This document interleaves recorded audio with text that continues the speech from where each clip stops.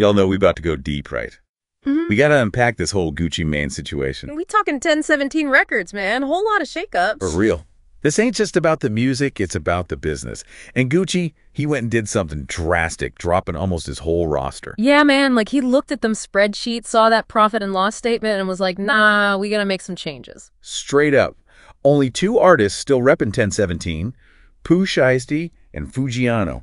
Everybody else, out of there. Which, let me tell you, is a huge deal. We talk about folks like BC Fizzle, Big Walk Dog, Bresden, Hot Boy West, Kato 2X. Lyrai, Lil Zay, McCritter, FTO Set, TLE Cinco. I mean, that's a whole lot of talent out there suddenly without a label. And you know it's got to be weighing on Gucci's mind. He even said himself this wasn't an easy call. Right, he ain't no stranger to the streets, but this is different. This is his label, his family.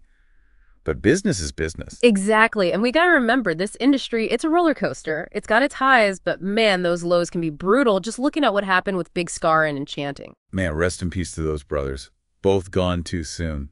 It makes you think about the kind of pressure these young artists face. No doubt. They're trying to make a name for themselves, trying to provide for their families, and all while navigating an industry that's notoriously cutthroat. And let's be real, a lot of folks don't understand what goes on behind the scenes.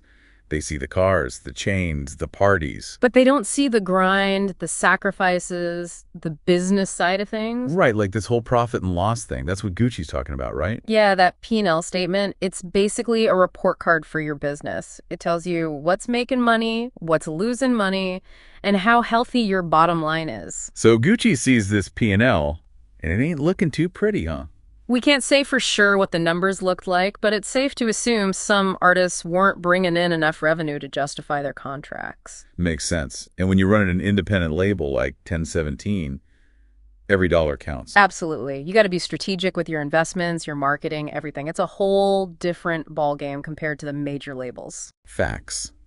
Those big labels, they got deep pockets. They can afford to take risks. But when you're independent, you got to be more calculated. Every decision carries more weight. So where do you think this leaves Gucci and the artists he dropped? It's a tough road ahead for everybody. The artists, they got to regroup, rebuild their buzz, maybe find new deals. You think other labels will be hesitant to sign him after this? Some might be, yeah. There's always that stigma attached to getting dropped. That's cold, man. But it's the reality. The music industry, it's all about perception. And right now, the perception is that these artists weren't profitable enough for Gucci. But that don't mean they ain't talented. Exactly. This is where they got to prove themselves all over again. Work harder, grind harder, and show the world what they're made of. And what about Gucci? What's his next move? Only time will tell. Maybe he tries to sign some new talent, rebuild the label from the ground up. Or maybe he focuses on his own career, his own music. Could be. Either way, this whole situation is a reminder that the music industry is constantly evolving. For real. You gotta adapt or get left behind. No doubt. And on that note, I think we gotta leave it there. Y'all heard it here first. The music biz is a trip, man. Stay tuned, folks. This story's far from over.